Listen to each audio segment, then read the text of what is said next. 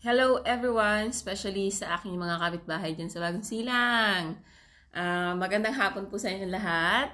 And yes, ang ganda ng ilong ko ngayon Parang yung pisngi ko parang halip na lumiit, bilang lumalaki Na everyday nag-iiba. Elian.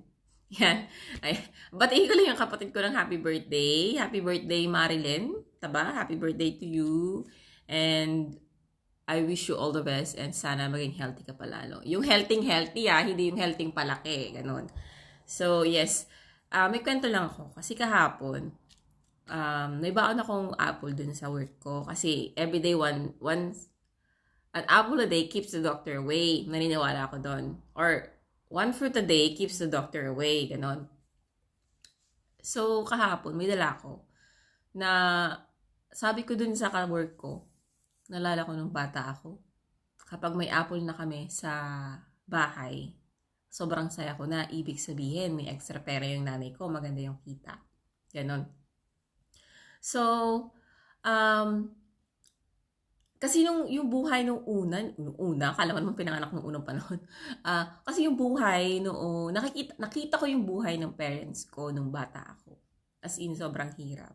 Na, alam mo yun, every time na maninigay ako. Alam niyo, maninigay, yung mga taga Batangas dyan, maninigay, maninikad. After school, diretso kami sa dagat kapag yung mababa yung tubig or kaya kate yung tawag sa amin. Kapag kate, maninigay kami or maninikad. Tapos yung sigay, ibebenta namin. Yung pinagbentahan, pag hindi ko nabaon yun sa school, sa kinabukasan, ibibigay ko sa nanay ko. Ang palagi kong sabi sa nanay ko, Nay, eto, pandagdag sa pambili ng bigas. Every time na may hawak kong pera, yun yung bukang bibig ko sa nanay ko. Kahit tanongin niyo yung nanay ko, bukang bibig ko yun na, Nay, eto extra pera, pambili ng bigas. Ayan. Na, syempre, kapag nakikita mo yung paghihirap ng parents mo kasi nung bata ka, parang gusto mong tumulong. Pero yung pagtulong ko na yun, may kasamang paglalaro yun, Hindi na wala yung paglalaro ko doon. Kasi, pag naninigay kami, ako, kasama ko yung mga kaibigan ko ng bata. Yan, yung kaibigan ko, si Mary Joy, naging hipag ko. Si Mary Ann, na pinsan ko.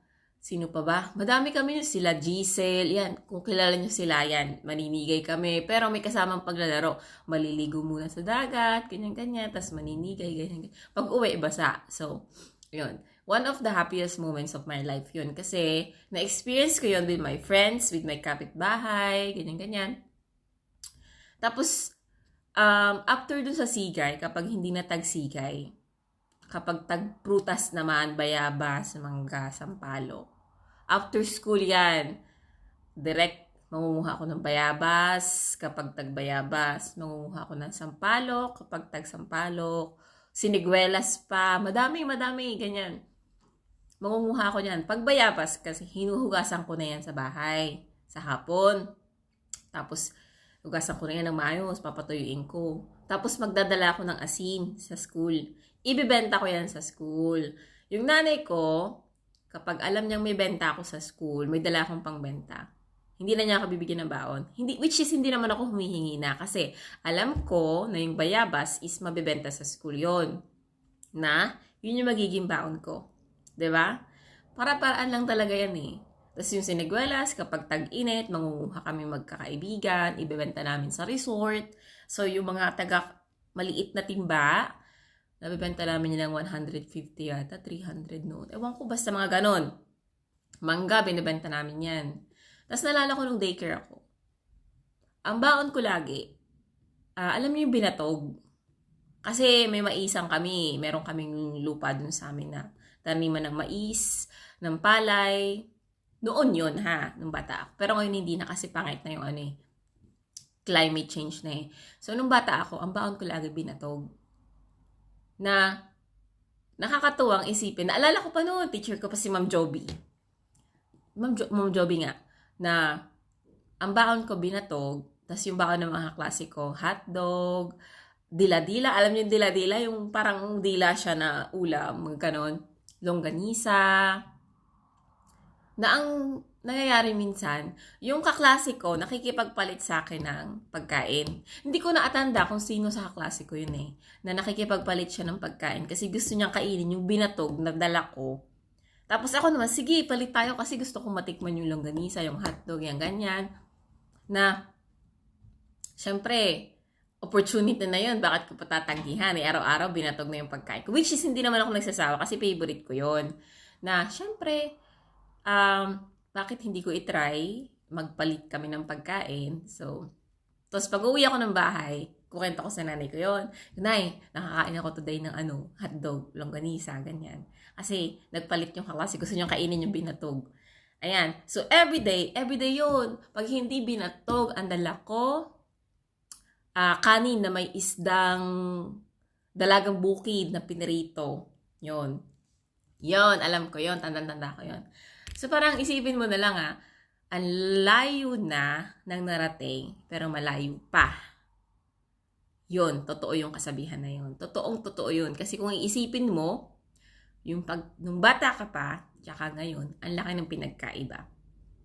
Noon kasi, nung bata ako, pag may pansit kanto na kami, may sardinas kami. Feeling ko, mayaman na kami. Ganyan. Kasi sobrang hirap talaga ng buhay noon. Oo. Yung ate ko, nasa Maynila, nagtatrabaho. Kaming 3 magkakapatid, nag-aaral sa Carmel. Lahat kami scholar. Tapos, sabay-sabay kami. Tapos, natanda ko noon yung nanay ko. Syempre, nagtatrabaho. Yung tatay ko nagtatrabaho. Ganyan. So, yun lang, parang isipin mo talaga.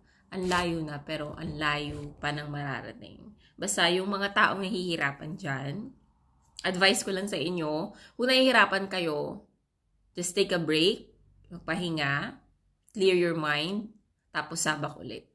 Kahit gaano kahirap yan. Walang problema yan. Basta alam nyo kung saan nyo gustong pumunta. Yun. Hard work lang. Tapos faith. Yun talaga. Sobrang big help yun. Kasi, syempre, subok ko na yun.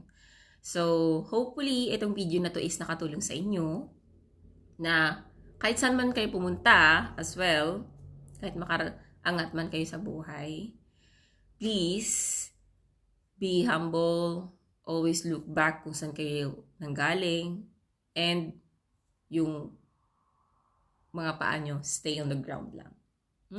Kasi, the more you do that, the more blessings na darating.